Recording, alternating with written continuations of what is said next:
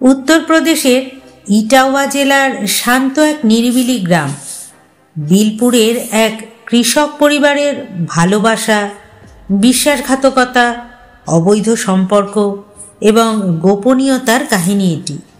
সহজ সরল কৃষক বীরবল কঠোর পরিশ্রম করত তার পরিবারের জন্য, তার বড় মেয়ে রেখার বিয়ের জন্য।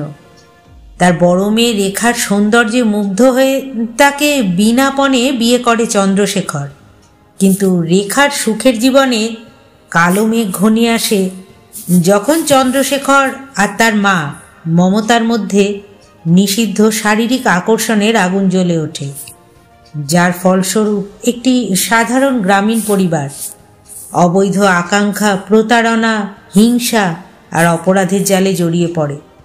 সম্পর্কের সীমারেখা অস্পষ্ট হয়ে যায়, বিশ্বাসের পবিত্রতা ধ্বংস হয়ে যায় এবং একটি পরিবার সম্পূর্ণ ধ্বংস হয়ে যায়। যখন সত্য প্রকাশিত হয়, গ্রামবাসীরা অচিন্তনীয় বিশ্বাসঘাতকতা এবং একটা ভয়াবহ হত্যাকাণ্ডের সাক্ষী হয়, যা তাদের পারিবারিক বন্ধনের ওপর বিশ্বাসকে নাড়িয়ে দিয়েছিল। কি ঘটেছিল 2010 সালে ইটাওয়ার সহজ সরল স্বাভাবিক জীবন ধারণ করা বীরবলের পরিবারে? নমস্কার বন্ধুরা, আমি শ্রী। আমার এই গল্পের আসরে আপনাদের সবাইকে স্বাগত। আমার এই ছোট্ট বাংলা অডিও গল্পের চ্যানেলে প্রতিবারই আমি আপনাদের সত্যি ঘটে যাওয়া একটি করে অপরাধের গল্প শোনাই। গল্পগুলো শুনতে যদি আপনাদের ভালো লাগে আর আমার উপস্থাপনা যদি আপনারা পছন্দ করেন, তাহলে অবশ্যই আমার চ্যানেলটিকে সাবস্ক্রাইব করে নেবেন আর পাশে থাকা বেল আইকনটা কিন্তু প্রেস করবেন, যাতে প্রত্যেকটি নতুন গল্পের নোটিফিকেশন সবার আগে আপনাদের কাছে পৌঁছে যায়। তাহলে শুরু করছি আজকের গল্প। উত্তরপ্রদেশের ইটাওয়া জেলার একাদল পুলিশ স্টেশনের অধীনে একটি গ্রাম রয়েছে, যার নাম বিলপুর। এই গ্রামে বীরবল নামে একজন কৃষক, যার পরিবারে ছিল স্ত্রী মমতা, 3 ছেলে অশোক, সত্যেন্দ্র, মঙ্গলি এবং 2 মেয়ে রেখা এবং মায়া। বীরবল তার ক্ষেতের উপার্জনে কোনো রকমে তার পরিবারটা চালাচ্ছিল। বীরবল যতটা সহজ সরল ছিল, তার স্ত্রী মমতা ছিল ততটাই আড়ম্বরপূর্ণ। বীরবল যা উপার্জন করত সব টাকা ঘরোয়া খরচেই চলে যেত, তবুও ঘরে সব কিছুরই অভাব ছিল। অভাবের কারণে মমতা আর বীরবলের মধ্যে প্রায় ঝগড়া অশান্তি হতো। বীরবল আর মমতার 5 সন্তানের মধ্যে রেখা ছিল ভাই বোনদের মধ্যে সবচেয়ে বড়। 16 বছর বয়সী রেখা যৌবনের দোরগোড়ায় পৌঁছে গিয়েছিল। সে শুধু সুন্দরীই ছিল না, শারীরিক দিক থেকেও আকর্ষণীয় হয়ে উঠেছিল। বীরবল চেয়েছিল তার মেয়ে রেখার দ্রুত বিয়ে হয়ে যাক, কিন্তু আর্থিক অবস্থা বিয়ের পথে বাধা হয়ে দাঁড়াচ্ছিল। অনেক কষ্টে সে পরিবারে দুবেলা খাবারের ব্যবস্থাই করতে পারছিল, কিন্তু বিয়ের জন্য হাজার হাজার টাকা পাবে কোথায়? তবুও সে তার মেয়ের জন্য একটা উপযুক্ত ছেলের খোঁজ শুরু করেছিল। সে মনে মনে সিদ্ধান্ত নিয়েছিল যে যদি তার জন্য তাকে জমিও বিক্রি করতে হয়, তবুও সে তার মেয়ে রেখার বিয়ের আয়োজন অবশ্যই করবে। সেই সময় তার এক আত্মীয় রামনাথের ছেলে চন্দ্রশেখরের কথা তাকে জানালো। চন্দ্রশেখর ইটাওয়ার ওয়াগনিবাগের বাসিন্দা ছিল। সে হকারি করে কাপড় বিক্রি করত। চন্দ্রশেখরের আগে একবার বিয়ে হয়েছিল পাপ্পি নামে একটা মেয়ের সঙ্গে, কিন্তু বিয়ের 2 বছরের মধ্যেই সে অসুস্থতার কারণে মারা যায়। যখন বীরবল চন্দ্রশেখরকে দেখল, তখন সে রেখাকে তার সঙ্গে বিয়ে দিতে রাজি হয়ে গেল। চন্দ্রশেখর রেখার চেয়ে বয়সে অনেক বড় ছিল এবং তার আগেও একবার বিয়ে হয়েছিল, তাই সে কনের পক্ষ থেকে কোনো যৌতুক ছাড়াই বিয়ে করতে রাজি ছিল। তাই বীরবলও রাজি হয়ে গিয়েছিল। রেখা তো দেখতে খুব সুন্দর ছিলই, এই জন্য প্রথম দেখাতেই চন্দ্রশেখর রেখার প্রেমে পড়ে গিয়েছিল। এরপর চন্দ্রশেখর তার মাকে নিয়ে বীরবলের বাড়িতে এলো মেয়ে দেখতে। চন্দ্রশেখরের মা কমলা স্বপ্নেও কখনো ভাবেননি যে এত সুন্দর পুত্রবধূ পাবে। তার প্রায় 2 মাস পর রেখাকে কোনো যৌতুক ছাড়াই চন্দ্রশেখর বিয়ে করল। বিয়ের পর রেখা এবং চন্দ্রশেখর খুব ভালোবাসার সঙ্গেই তাদের জীবন শুরু করল। চন্দ্রশেখর রেখার যৌবনের উষ্ণতা পেয়ে পুরোপুরি তার প্রেমে মগ্ন হয়ে পড়ে। রেখাও তার সমস্ত ভালোবাসা চন্দ্রশেখরের ওপর উজাড় করে দেয়। 5 বছর খুব সুখে কিভাবে যে তাদের কেটে গেল তারা একদম বুঝতেই পারেনি। এই 5 বছরে রেখার একটি ছেলে হলো। তার নাম রাখা হয়েছিল হিমাচল। হিমাচলের জন্মের পর পুরো পরিবার খুব খুশি হয়েছিল। এদিকে রেখার বিয়ে হয়ে যাবার পর তার বাবা বীরবলের পারিবারিক জীবনে অশান্তি আরও বেড়ে যায়। এমনিতেই মমতা স্বামীর সঙ্গ পছন্দ করত না, তাই সে প্রায় ছোটোখাটো কারণে তার সাথে ঝগড়া করত। প্রতিদিনের এই ঝগড়ায় বিরক্ত হয়ে বীরবল একদিন বাড়ি ছেড়ে চলে যায় এবং আর ফিরে আসে না। মমতা কিন্তু তার স্বামীর এই চলে যাওয়ার বিষয়ে খুব একটা দুঃখিত হয়নি, কারণ তার জন্য স্বামীর উপস্থিতি বা অনুপস্থিতি একদম একই রকম ছিল। বীরবলের বাড়ি ছেড়ে চলে যাওয়ার পর অবশ্য তার বাড়িতে একটা পরিবর্তন ঘটেছিল, আর সেটা হলো তার জামাই চন্দ্রশেখরের তার বাড়ির ওপর একটা আলাদা রকমই হস্তক্ষেপ হয়। সে রেখার ভাই বোনদের খুব যত্ন করা শুরু করে, তাদের নতুন জামা কাপড় ভালো খাবার দাবার কিনে দিত। এমনকি চন্দ্রশেখর তার শাশুড়ি মমতার জন্য শাড়ি, রূপচর্চার জিনিস এই সমস্তও নিয়ে আসত। এর পাশাপাশি চন্দ্রশেখর তার শাশুড়ি মমতাকে আর্থিক সাহায্যও করত। চন্দ্রশেখরের একটা বদ অভ্যেস ছিল মদ্যপান করা। প্রতি সন্ধ্যায় সে তার বন্ধুদের সাথে বাড়িতে বসে পার্টি করত। যখন সে শ্বশুর বাড়ি যেত সেখানেও সে এই রকম পার্টি করত। সে মদ খেয়ে কখনো কখনো শ্বশুর বাড়িতেই রাত কাটাতো এবং রেখাকে ফোন করে সে কথা জানিয়েও দিত। ঠিক এমনই একটা রাতে চন্দ্রশেখর শ্বশুর বাড়িতেই থেকেছিল এবং যথারীতি মদ্যপানও করেছিল। মদ খাবার পর সে ঘুমিয়ে পড়ে এবং সকালে ওঠার পর তার চোখ পড়ে তার শাশুড়ি মমতার ওপর।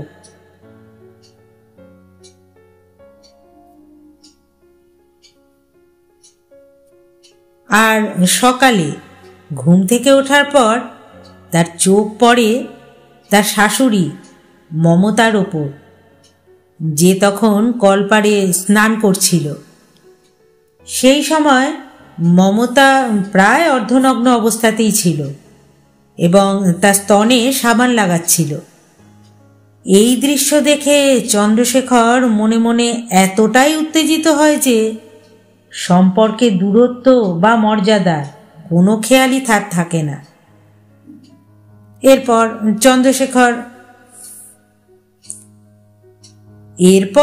চন্দ্রশেখর তার শাশুড়িকে পাওয়ার জন্য পাগল হয়ে ওঠে।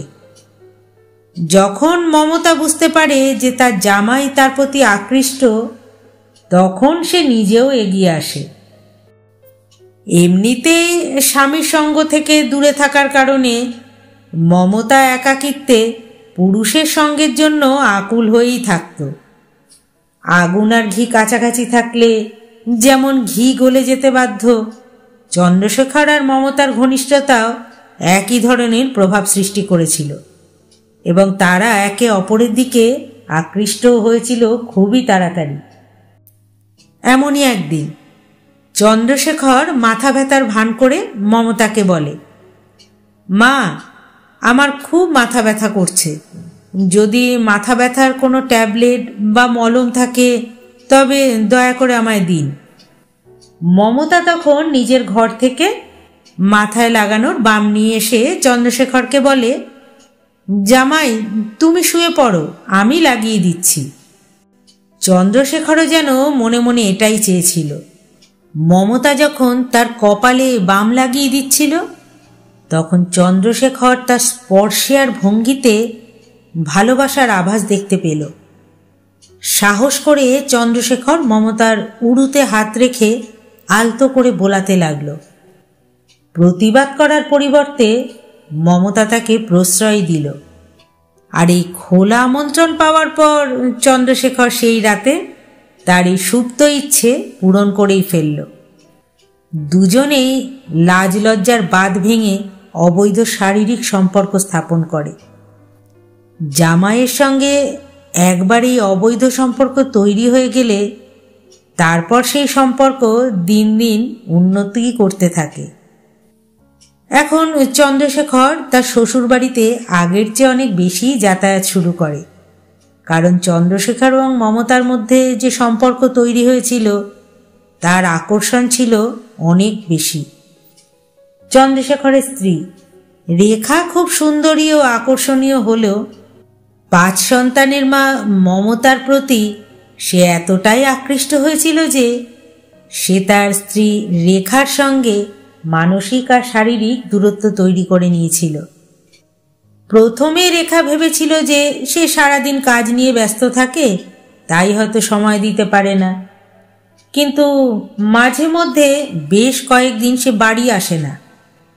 এই রকম ঘটতে থাকার পর রেখা বেশ অবাক হয়। এই বিষয়ে রেখা তার স্বামীকে জিজ্ঞাসা করলে সে কখনো বাহানা করত যে আমি শ্বশুরবাড়ি থেকে গিয়েছি, আবার কখনো বলতো কাপড় কিনতে গিয়েছিলাম। রেখা তার স্বামীর এই সাবলীল মিথ্যে কথায় সহজেই তাকে বিশ্বাস করত, কিন্তু তবুও তার মনে কোথাও একটা অজানা আশঙ্কা, একটা সন্দেহ দানা বাঁধে। স্বামীর অবহেলায় সে ধীরে ধীরে হতাশাগ্রস্ত হতে শুরু করে। সে বুঝতে পারছিল না কে তার জীবনে বিষ ঢালছে এবং কেন তার স্বামী তাকে উপেক্ষা করছে। এখন তাকে যেমন করেই হোক আসল কারণটা জানতেই হবে। রেখা এবার তার স্বামীর ওপর নজরদারি করা শুরু করলো এবং তারপর সে যা জানল তাতে তার বিস্ময়ের সীমা রইল না। সে জানতে পারল যে চন্দ্রশেখর প্রায় তার বাপের বাড়িতে থাকে। এর ফলে শাশুড়ি আর জামাইয়ের মধ্যে একটা অবৈধ সম্পর্ক গড়ে উঠেছে। সেজন্যই সে বাড়িতে আসে না, তাকে উপেক্ষা করে এবং বিভিন্ন অজুহাত দেয়। রেখা তার স্বামীর আর মায়ের সম্পর্কের বাস্তবতা জানতে একদিন হঠাৎ করেই তার বাপের বাড়িতে এলো। হঠাৎ করে রেখার এই বাপের বাড়ি যাবার কারণে চন্দ্রশেখরের মনে সন্দেহ হয়, তাই সে শ্বশুরবাড়ি যাওয়া বন্ধ করে দেয়। যখন রেখা তার ছোট বোন মায়াকে জিজ্ঞাসা করল, তখন মায়া জানালো যে জামাইবাবু আর মায়ের মধ্যে নিশ্চিতভাবেই কোনো সম্পর্ক রয়েছে। সে অনেকবার রাতে জামাইবাবুকে মায়ের ঘরে ঢুকতে দেখেছিল। ছোট ভাই মঙ্গলিও একদিন জামাইবাবুকে মায়ের ঘরে একসঙ্গে ঘুমোতে দেখেছে। রেখা সত্যি জানতে পারলেও কিন্তু তার মা মমতাকে কিচ্ছু বুঝতে দেয়নি। তারপর একদিন চন্দ্রশেখর তার শ্বশুরবাড়ি এলো। সে রেখাকে তার সঙ্গে যাওয়ার জন্য বলল, কিন্তু রেখা যেতে রাজি হলো না। সেদিন চন্দ্রশেখর শ্বশুরবাড়িতেই রয়ে গেল। রাতে রেখা আর চন্দ্রশেখর একই ঘরে ঘুমিয়েছিল। মাঝরাতে হঠাৎ রেখার ঘুম ভাঙলে সে দেখল চন্দ্রশেখর খাটে নেই। রেখা বেশ বুঝতে পারল তার স্বামী হয়তো তার মায়ের ঘরেই আছে, তাই সে ধীরে ধীরে মায়ের ঘরের দিকে গেল। ঘরের কাছে পৌঁছতেই ভেতর থেকে কিছু শব্দ শুনতে পেল। যখন রেখা জানলার পর্দা সরিয়ে ভেতরে তাকালো, তখন ঘরের ভিতরে দৃশ্য দেখে তার চোখ লজ্জায় নিচু হয়ে গেল আর মুখ রাগে লাল হয়ে উঠল। ঘরের ভেতর তার মা মমতা আর তার স্বামী চন্দ্রশেখর আপত্তিকর অবস্থায় ছিল। রেখা তারপর তার ঘরে ফিরে আসে। কিছুক্ষণ পর চন্দ্রশেখর তার লালসা মিটিয়ে যখন ঘরে এলো, ঘরে ঢুকতেই রেখা তাকে জিজ্ঞাসা করল, তুমি কোথায় গিয়েছিলে আমি অনেকক্ষণ ধরে তোমার জন্য অপেক্ষা করছি। চন্দ্রশেখর তখন বলে, আমি বাথরুমে গিয়েছিলাম। রেখা তখন বলল, মিথ্যে বলছো, তুমি বাথরুমে ছিলে না, তুমি মায়ের ঘরে গিয়েছিলে ফুর্তি করতে। চন্দ্রশেখর এ কথার প্রতিবাদ করে, বলে, তুমি কি বলছো এসব? তুমি মায়ের ওপর এরকম দোষ দিচ্ছ? রেখা তখন খুব ঘেন্নার সঙ্গেই বলল, হ্যাঁ, আমি কিছুক্ষণ আগে তোমাদের দুজনকে একসঙ্গে দেখেছি। চন্দ্রশেখর তখন বুঝতে পারে সে হাতে নাতে ধরা পড়ে গেছে, তাই আর কোনো কথা না বলে চুপচাপ শুয়ে পড়ে। রেখার কিন্তু ঘুম আসছিল না সে রাতে। তার মনের মধ্যে তোলপাড় হচ্ছিল। তার মনে হচ্ছিল তার জীবন এখন নরকে পরিণত হয়েছে। সকাল হতেই রেখা মায়ের ঘরে গিয়ে মাকে বলল, মা, আমি শুনেছিলাম শাশুড়ি আর জামাইয়ের সম্পর্ক মা ছেলের মতো হয়, কিন্তু তুমি এই সম্পর্ককে কলঙ্কিত করেছ এবং নিজের মেয়ের সংসার ভেঙেছ। মমতা তখন সব দোষ অস্বীকার করে। তখন রেখা তার মাকে বলে, আমি নিজে চোখেই সব কিছু দেখেছি মা। তুমি এতটাই লালসায় অন্ধ হয়ে পড়েছ যে তোমার জামাইয়ের সঙ্গে অবৈধ সম্পর্কে জড়িয়েছ। তোমাকে মা বলে ডাকতে আমার লজ্জা করে।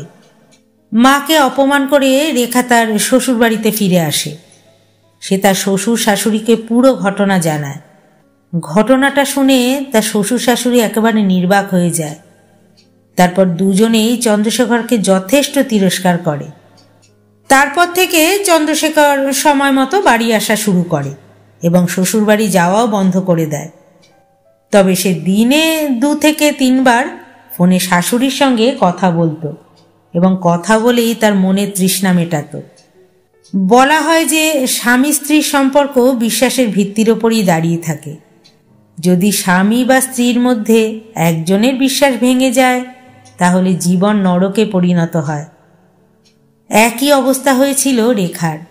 যখন সে তার স্বামীর ওপর থেকে বিশ্বাস হারালো, তখন সে হতাশা, দুশ্চিন্তায় একেবারে খিদে তৃষ্ণা সব ভুলে গেল, যার ফলে সে অসুস্থ হয়ে পড়ল। কিন্তু তার স্বামী এই বিষয়ের কোনোই খেয়াল ছিল না। দিনে দিনে তার অসুস্থতা বেড়েই চলল। আর এই অসুস্থতার কারণেই রেখা 2010 সালের 6 জানুয়ারি মারাই গেল। স্বামী চন্দ্রশেখর বা মা মমতা কেউই রেখার মৃত্যুতে কোনো রকমই দুঃখিত হয়নি। তাদের দুজনের মনে আনন্দ ছিল, কারণ তাদের অবৈধ সম্পর্কের পথের কাঁটা সরে গিয়েছিল। এর দিন কয়েক পর চন্দ্রশেখর শ্বশুরবাড়িতে এসে থাকতে শুরু করল। সঙ্গে সে তার ছেলে হিমাচলকেও নিয়ে এলো। শাশুড়ি আর জামাইয়ের মধ্যে অবৈধ সম্পর্ক আবার শুরু হলো। এদিকে রেখার বোন মায়ারও প্রায় বয়স 18 বছর হয়ে গিয়েছিল। মায়া ছিল তার দিদি রেখার মতোই সুন্দরী। সে গ্রামের স্কুল থেকে ক্লাস 10 বোর্ড পরীক্ষা পাশ করেছিল। মায়া তার ভাইদের মানে অশোক, সত্যেন্দ্র আর মঙ্গলিকে খুব ভালোবাসত, কিন্তু তার মায়ের প্রতি তার খুব ঘৃণা ছিল। অশোক আর সত্যেন্দ্রর মায়ের সাথে সম্পর্ক একেবারেই ভালো ছিল না, তাই তারা দুজনেই আলাদা থাকত।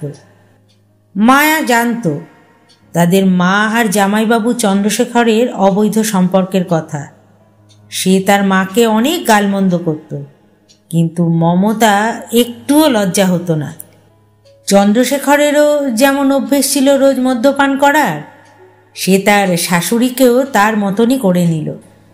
চন্দ্রশেখর এবার থেকে তার শাশুড়ি মমতাকে নিয়ে একসঙ্গেই পার্টি করত। আর মমতা একবার মদ খেলেই এতটা মত্ত হয়ে যেত, তখন সে নিজেই পাগল হয়ে চন্দ্রশেখরকে শারীরিক সম্পর্ক করতে বাধ্য করত। মমতা তার জামাই চন্দ্রশেখরের প্রতি এতটাই পাগল হয়ে পড়েছিল যে সে যে কোনো লোকের সাথে ঝগড়া শুরু করে দিত, যেই চন্দ্রশেখরের বিরোধিতা করত। এই কারণেই তো তার 2 ছেলে অশোক আর সত্যেন্দ্রকে বাড়ি থেকে বের করে দিয়েছিল। এদিকে চন্দ্রশেখরের দৃষ্টি এখন মমতার ছোট মেয়ে মায়ার দিকে পড়ল। সে চাইতো মমতা তার ছোট মেয়ে মায়ার সাথে তার বিয়ে দিক, তাহলে তার ছেলে হিমাচলের লালন পালন ঠিকভাবেই হবে আর মমতার সাথে তার সম্পর্ক বজায় থাকবে। কিন্তু চন্দ্রশেখর এটা ভালোভাবেই জানত যে মায়া তাকে একেবারেই পছন্দ করে না, তাকে প্রচণ্ডই ঘৃণা করে, তাই সে সহজে রাজি হবে না। তাই একদিন মদ খেতে খেতে চন্দ্রশেখর মমতাকে বলল, মায়া এখন বড় হয়ে গেছে, সে তো বিয়ের যোগ্য হয়েছে, আমার সাথে তার বিয়ে দিয়ে দাও। এতে তোমার দুটো সুবিধা হবে। প্রথমত, তোমাকে বিয়েতে টাকা খরচ করতে হবে না, আর দ্বিতীয়ত আমাদের সম্পর্কও অটুট থাকবে। মমতা তো চন্দ্রশেখরের প্রেমে একেবারে অন্ধ হয়ে গিয়েছিলই। তা সত্ত্বেও সে চন্দ্রশেখরকে বলে, জামাই, আমি তো রাজি আছি, কিন্তু মায়া কি তোমাকে বিয়ে করতে রাজি হবে? সে তো এমনিতেই আমাদের ঘৃণা করে, আর তোমাদের মধ্যে বয়সের পার্থক্য অনেকটা রয়েছে। চন্দ্রশেখর তখন মমতাকে আলিঙ্গন করে বলে, শাশুড়ি মা, আমরা দুজনে মিলে ওকে রাজি করাবো। যদি তাও সে রাজি না হয়, তবে আমি তাকে আমার বাসনা স্বীকার করে জোরপূর্বক আমার স্ত্রী বানাবো। আমার শুধু তোমার সমর্থন দরকার। পরিকল্পনা অনুযায়ী চন্দ্রশেখর আর মমতা মায়ার প্রতি তাদের ভালোবাসা দেখাতে শুরু করে। চন্দ্রশেখর মায়ার জন্য নতুন কাপড়, গয়না, খাবার নিয়ে আসতে থাকে, আর মমতাও তার মেয়ে মায়ার প্রতি প্রচুর ভালোবাসা দেখাতে থাকে। মায়া বুঝতেই পারছিল না যে কেন মা আর জামাইবাবু এমন করছে। মমতার এই আচরণের কারণ মায়া জানতে পারে সেই দিন, যেদিন মমতা তার সাথে চন্দ্রশেখরের বিয়ের কথা বলে। মায়া তো এই কথা শুনে তার মায়ের ওপর খুব রেগে যায় এবং চন্দ্রশেখরকে বিয়ে করতে একেবারেই রাজি হয় না, এবং সে স্পষ্টভাবে জানিয়ে দেয় সে চন্দ্রশেখরকে কোনো মূল্যেই বিয়ে করবে না। সে তার মাকে যথেষ্ট অপমান করে। সে বলে, তুমি কেমন মা যে এক মেয়ের জীবন কেড়ে নিয়েছ আর আরেক মেয়ের জীবনকেও নরক বানাতে চাও। চন্দ্রশেখরও মায়াকে রাজি করার সব রকম চেষ্টা করেছিল, কিন্তু সেও ব্যর্থ হয়। মায়া তখন বুঝতে পারে যে এখন তার চন্দ্রশেখরের থেকে সতর্ক থাকা উচিত। তাই সে সবসময় তার ছোট ভাই মঙ্গলির সাথেই থাকত, এমনকি রাতেও সে মঙ্গলির সাথেই ঘুমাতো। ঘুমাতে যাওয়ার সময় সে ঘরের দরজা ভিতর থেকে বন্ধ করে দিত। সে তার ভাই অশোক আর সত্যেন্দ্রকেও সমস্ত কথা জানিয়েছিল। তার মা তাকে চন্দ্রশেখরের সাথে জোর করে বিয়ে দিতে চাইছে, সে চন্দ্রশেখরকে বিয়ে করতে চায় না, এই সমস্ত কথাই। দুজনেরই উদ্দেশ্য যে ভালো নয় সে সেটা স্পষ্টই বুঝতে পেরেছিল। ৩রা মে ২০১২ ওই দিন রাতে মায়া ঘরে ঘুমোতে গেল। চন্দ্রশেখর আর মমতা এসে তখন মায়ার সাথে আবার বিয়ের ব্যাপার নিয়ে কথা বলতে শুরু করলো এবং বিয়ের জন্য মায়ার উপর চাপ সৃষ্টি করতে থাকলো। মায়া যথারীতি অস্বীকার করলো বিয়ে করতে। তখন চন্দ্রশেখর আর মমতা মায়াকে লাঠি দিয়ে মারতে শুরু করে। ওই সময় চন্দ্রশেখরের লাঠিতে মায়ার মাথায় আঘাত লাগে, যার ফলে সে মারা যায়। মায়ার মৃত্যুতে চন্দ্রশেখর আর মমতা প্রচণ্ড ভয় পেয়ে যায়। তারপর তারা মৃতদেহ সরানোর পরিকল্পনা করে। পরিকল্পনা অনুযায়ী চন্দ্রশেখর আর মমতা সবাইকে জানায় যে মায়া হঠাৎ অসুস্থ হয়ে পড়েছিল আর তাকে চিকিৎসা করানোর জন্য তারা হাসপাতালে নিয়ে গিয়েছিল, কিন্তু চিকিৎসার সময় মায়া মারা যায়। শেষকৃত্যের টাকা তাদের কাছে তখন না থাকায় মায়ার দেহ তারা যমুনা নদীতে ভাসিয়ে দিয়ে এসেছে। কিন্তু মমতা চন্দ্রশেখরের কথা শোনার পর গ্রামবাসীরা বিশ্বাস করলেও মায়ার ভাইরা কিন্তু তা করেনি। অশোক আর সত্যেন্দ্র সন্দেহ হয়। তখন অশোক থানায় যায়। সেই সময় থানায় উপস্থিত ছিলেন অফিসার শ্রী প্রকাশ যাদব। অশোক ইন্সপেক্টর যাদবকে জানান যে তার জামাইবাবু চন্দ্রশেখর আর তার মা মমতা তার বোনের সাথে নিশ্চয়ই কিছু করেছে এবং তাকে হয়তো মেরেও ফেলেছে আর তার বডি কোথাও লুকিয়ে রেখেছে। তাই তার রিপোর্ট যেন নথিভুক্ত করা হয় আর যথাযথ ব্যবস্থা নেওয়া হয়। যেহেতু এটি ছিল একটা হত্যার মামলা, শ্রী প্রকাশ যাদব পুলিশ সুপারিনটেন্ডেন্ট রাজেশ থামাদক এবং সিও সিদ্ধার্থ বর্মাকে ঘটনাটি জানান। তারপর তারা পুলিশ বাহিনী নিয়ে বিলপুর গ্রামে পৌঁছান। সেই সময় মমতা আর তার জামাই চন্দ্রশেখর বাড়িতেই ছিল। ইন্সপেক্টর যাদব দুজনকে হেফাজতে নেন। যখন মায়ার ছোট ভাই মঙ্গলিকে পুলিশ জিজ্ঞাসাবাদ করে তখন সে কাঁদতে শুরু করে এবং জানায় যে জামাইবাবু চন্দ্রশেখর আর তার মা দিদিকে খুব মারছিল সেদিন।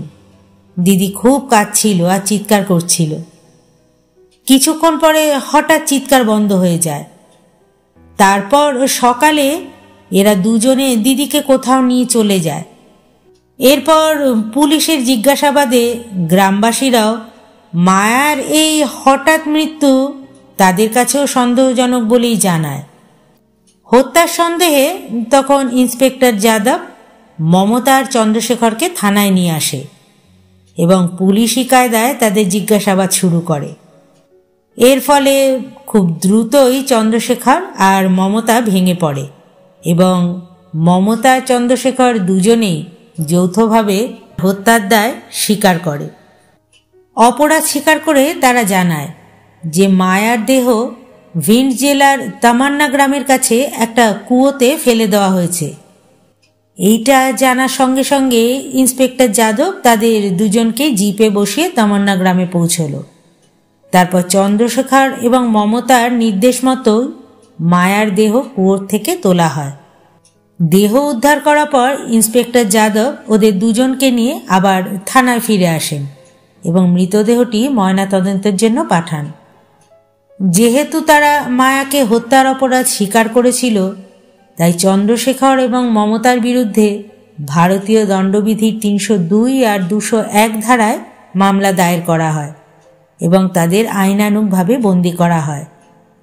দুজনকেই ইটাওয়া আদালতে ম্যাজিস্ট্রেটের সামনে হাজির করা হলে সেখান থেকেই তাদেরকে জেলে পাঠানো হয়।